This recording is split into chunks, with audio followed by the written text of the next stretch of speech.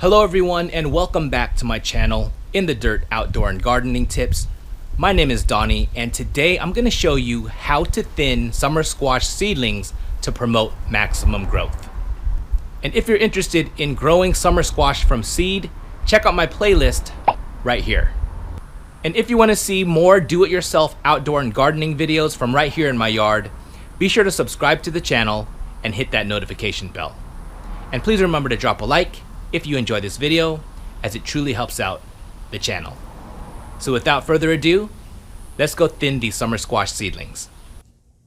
If you watched my previous video on how to grow summer squash from seed in an earth box, I planted 4 summer squash seeds in these 2 corners of my container about a week and a half ago.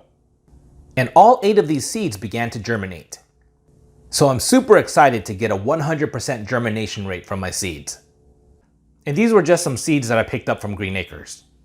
However, because these seedlings' root systems will start to crowd each other out and compete for resources, I will be thinning them out, keeping the ones that are most likely to thrive.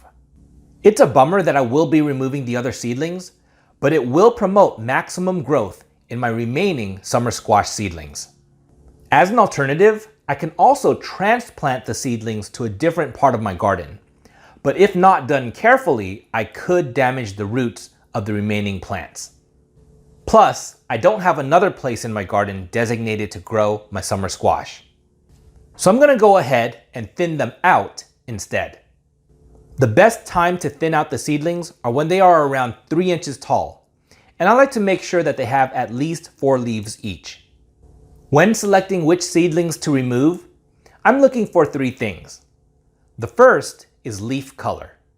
I want to keep the seedlings that are a vibrant dark green, signifying that they are healthy plants.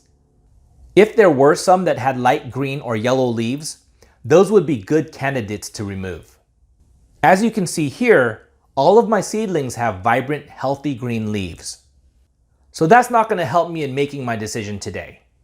The second thing I'm looking for are signs of physical damage to the leaves, like insect bites or wilty leaves, signifying that the plant might be more prone to disease. Again, I don't see any signs of physical damage, so that's also not going to help me in making my decision today. The third thing I'm going to look for is the strength of each stem.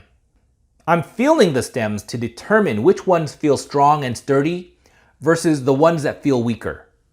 I'm not necessarily looking for the tallest stem, just the one that feels the strongest. And from these 4 seedlings, I feel like 2 of them have noticeably weaker stems. So I'm going to go ahead and remove these 2 today and keep the other 2. So I just take my gardening shears and cut the seedling at the base of the stem, right at the soil level, to remove it, making sure that I don't damage the other seedlings. You don't want to just pluck the seedling out of the soil because there's a high risk of damaging the roots of the other seedlings. So I also went ahead and removed 2 seedlings from the other side, following the same process, and placed the removed seedlings into my compost bin. I can't decide which of the other 2 seedlings to remove today, so I'm going to check back tomorrow to make that decision.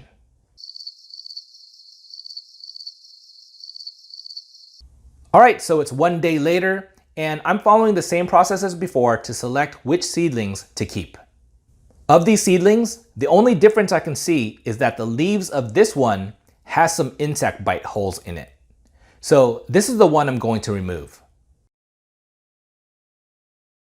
And on to the other 2 seedlings, it also looks like the only difference is that one of them has some insect bites on it. So that's the one I'm going to remove. Alright, so let's check back on these remaining seedlings in 1 week, and I'll show you how they're progressing. Alright, we're back, and it's 1 week later, and as you can see, these 2 remaining summer squash plants are growing very well. They've grown in size, have healthy leaves, and strong stems. I'm super excited to see how these summer squash turn out, and will definitely make more videos on these squash plants in the future. So be sure to check those videos out as well. Alright, so as always, if you have any questions or comments, feel free to drop them in the comment box. Thank you so much for watching. Happy gardening, and I will see you next time.